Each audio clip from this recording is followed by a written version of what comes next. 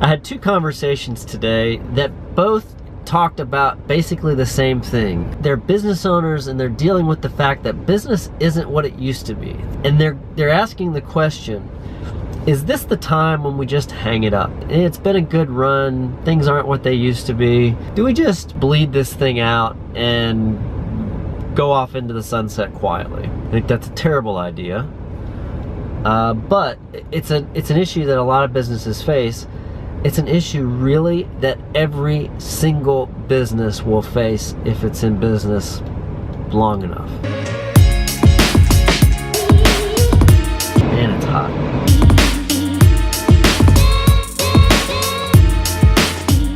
The problem that all of these businesses are facing is that they're not solving the right problems for their customers. Your customers used to have problems that you were solving very well, and either they don't have those problems anymore, or you moved on and you stopped solving those problems for them, and now you're kind of disgruntled because they don't have the same problems that you want them to. You won't know any of this stuff unless you go talk to real, live, breathing customers and you ask them questions that you're not asking them right now. Small business owners are terrible at this because they think they have all the answers already. I'll be talking to one of my clients and I'll say, we gotta go talk to customers. We gotta find out what they're actually thinking. And I'll start to give them samples of like questions they should ask. Like, what really frustrates you about companies that do the kind of work that we do? What are some things that you were dealing with a couple years ago that now you don't even have to worry about that kind of stuff anymore? What are the things that you're dealing with now that you can see becoming bigger and bigger problems in the future? And I'm giving them these questions hoping that they're gonna write them down and go, yeah, let's go ask our customers.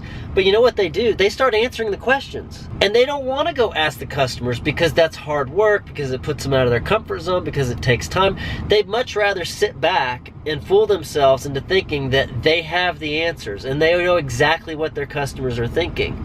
That kind of mentality, that kind of ego is very, very dangerous when you're in a business that's kind of on the skids and you're looking at ways to turn it around. If you won't go have conversations with your customers because you think you have all the answers, things are not gonna get any better anytime soon.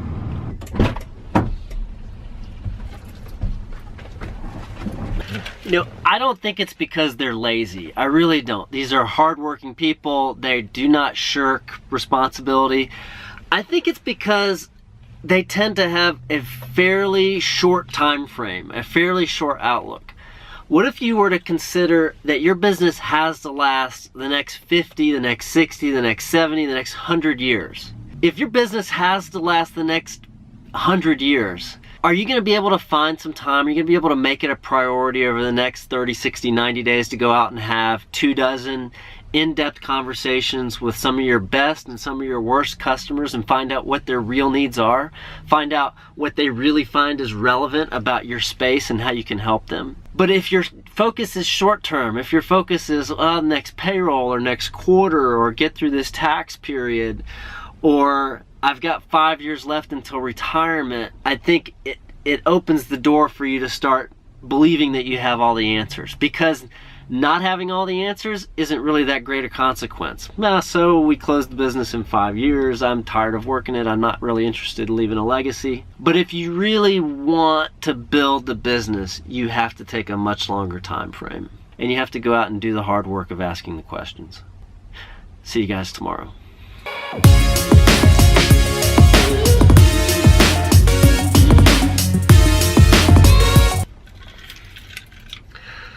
I could get a lot of work done back here.